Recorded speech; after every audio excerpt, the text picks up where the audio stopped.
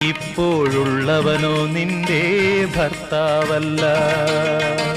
നിന്നിതമെൻ ജീവചരിത്രം നീയങ്ങനെ സർവമറിഞ്ഞു. ദൈവകരം തെളിവായി നിന്നിൽ കാണുന്നു ഞാൻ. ദൈവകരം തെളിവായി നിന്നിൽ കാണുന്നു ഞാൻ.